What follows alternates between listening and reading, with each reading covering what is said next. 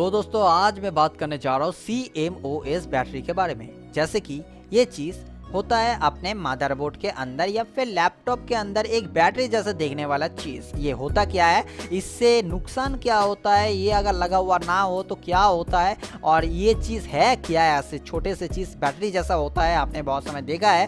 तो ये होता क्या है, सब कुछ मैं इस वीडियो के दौरान मैं आपका जो डाउट है क्लियर करने की कोशिश करूँगा। लेकिन रिक्वेस्ट यही है कि आपको जो है इस वीडियो को फास्ट वॉच तक देखना होगा बिना स्किप किए हुए, क्योंकि अगर आपने स्किप किया तो बहुत कुछ चीज़ जो है आप मिस कर दोगे। अगर आप इस वीडियो को आए हो तो आपको इस वीडियो को छोड़ के और दूसरी जगह जाने की कोई ज़रूरत है ही नहीं। तो हेलो गाइस, मेरा नाम है राहुल और स्वागत करता हूँ हर बार की तरह इस चैनल पे कैप्टन पीसी गेमर पे। तो गाइस और एक रिक्वेस्ट, कि अगर आपने हमारे इस चैनल को सब्सक्राइब नहीं किया है तो जल्दी से इस चैनल को सब्सक्राइब कर दीजिए, क्योंकि आपको इस चैनल के अंदर बहुत कुछ चीज़ सीखने को मिलता रहता है। तो चलिए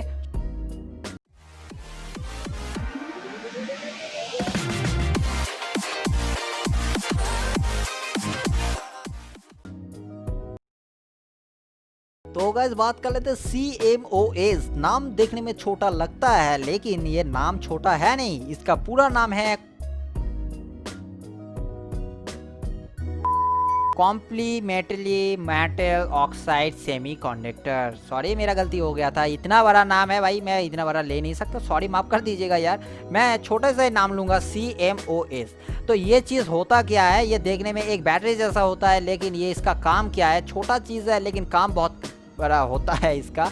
तो मैं वो भी आज मैं बात करूँगा। तो दोस्तों CMOS जो है वो एक मेमोरी होता है, जो कि आप इससे यूज़ करके बहुत कुछ चीज़ कर सकते हो।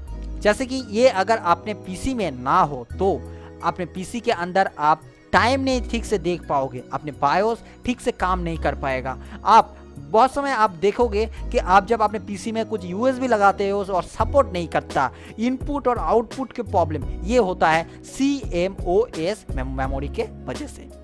अभी इसके अंदर और एक चीज़ आता है CMOS बैटरी, जो कि एक बैटरी जैसा मैंने पहले आपको बताया कि मदरबोर्ड के अंदर लगा हुआ होता है। तो ये एक बैटरी होता है। तो इसका काम क्या है, यही मेमोरी तो नहीं है? नहीं, ये मेमोरी नहीं है। सिंपल सा ये एक बैटरी है, जो कि ज़्यादातर अगर आप कोई बैटरी की दुकान पे जाओगे तो आपको जो है आसानी से मिल जाएगा। बहुत कितना 10-20 रुपए का होगा, जो कि आप खरीद लोगे। लेकिन आपको ये चीज़ देख के खरीदना बहुत ही ज़्यादा ज़रूरी है कि ये जो है 3 वोल्ट और CR2032 के अंदर ही हो। अभी दोस्तों बात करते हैं कि ये काम और क्या करता है। मैंने आपको पहले बता चुका हूँ और फिर भी मैं और एक बार मैं डिटेल्स में बता देता हूँ। तो इसका काम वही है कि आपके बायोस के अंदर जो टाइमिंग चलता रहता है, जो आप टाइम देख रहे हो कि अभी 1 बज गए, 2 बज गए, रात के 12 बज गए, तो ये जो चीज़ है वो होता है ये CMOS बैटरी के वजह से।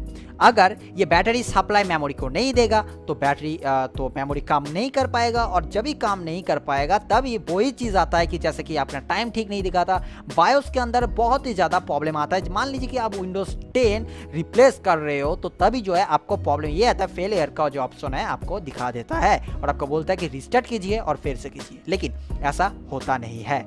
आप जब भी रिस्टार्ट करते हैं फिर से आपको दोबारा वही चीज़ दिखाता है। तो ये भी एक प्रॉब्लम हो सकता है आपके CMOS चिप के वजह से।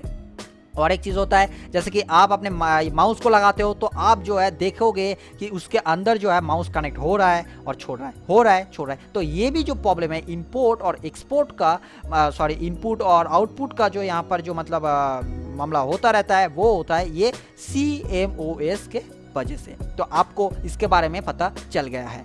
अभी बात कर लेते हैं कि मान लीजिए ये बैटरी ख़त्म हो गया है, तो ये बैटरी हमें पता कैसे चलेगा कि ये बैटरी ख़त्म हो गया है। अभी दोस्तों क्या होता है कि ज़्यादातर अभी जो मदरबोर्ड जो आ रहा है, इसके अंदर आपको छोटा सा जो स्पीकर जो है आपको लगा हुआ मिलता है। तो ये स्पीकर क्या है, तो ये एक छोटा सा स्पीकर होता है जो कि आपको बीप बीप का एक साउंड जो है वो आपको देता है। तभी जो है आपको समझना चाहिए कि ये जो है शायद मेरा CMOS चिप ठीक से काम नहीं कर रहा है। अभी बात कर लेते हैं इसकी लॉन्जिबिलिटी कितना है। तो ज़्यादातर अगर देखा जाए तो इसका लॉन्जिबिलिटी 10 साल का होता है अगर आप चलाते हो तो। अभी दोस्तों मेरे हिसाब से मैं एक CMOS बैटरी को जो है मैं 5 साल तक ही चलाया कंटिन्यू, तो अभी भी जो है चल रहा है। अभी तो ये तो हो गया, मैं नया मदरबोर्ड के बारे में मैंने बात कर लिया कि इसके अंदर स्पीकर जो है अभी आता है। अगर जो मेरे भाई पुराना चला रहे हैं तो वो क्या होगा। मदरबोर्ड मान लीजिए पुराना चला है तो आप कैसे पता चलेगा। अब एक चीज़ ले सकते हो, अब अगर पीसी चला रहे हो और कुछ कर रहे हो तो अगर हो सके तो आप जो है एक मीटर रखने की कोशिश कीजिए, एक मल्टीमीटर रखने की कोशिश कीजिए। 100 या फिर 200 रुपये के अंदर आपको मिल जाएगा, एक रखने की कोशिश कीजिए, आपको घर पे भी बहुत काम में आ जाएगा।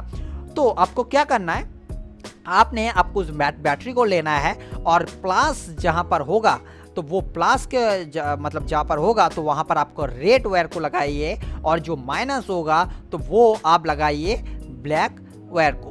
अभी जो है मल्टीमीटर पे आप अपने डीसी वोल्टेज में लाके 20 वोल्टेज के अंदर ला दीजिए और आप देखिए कितना हो रहा है। जैसे कि मैंने आपको पहले बता दिया कि इसके अंदर वोल्टेज 3 वोल्ट का होता है, तो ज़्यादातर टाइम आप जब देखोगे एक नया CMOS बैटरी जो है वो 3.22 या फिर 25 ही जो है आपको दिखाता है। अगर आप वहाँ पर देखोगे कि 3 से जो है कम हो गया है, 2 भी आ गया, तो आपका कोई प्रॉब्लम होगा नहीं।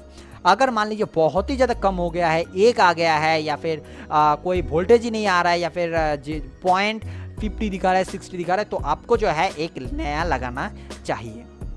अगर आपके पास मल्टीमीटर नहीं है तो आप फिर से कैसे पता लगाओगे, तो इसका बात यही है, आप देखोगे कि आपके पीसी के अंदर जो है टाइमिंग का बहुत प्रॉब्लम आ रहा है। आपका माउस एक बार सपोर्ट ले रहा है और छोड़ रहा है, ले रहा है और छोड़ रहा है। ऐसे भी प्रॉब्लम अगर आपके पास आए तो आप ये समझ लेना कि ये जो प्रॉब्लम है ये CMOS का होता है।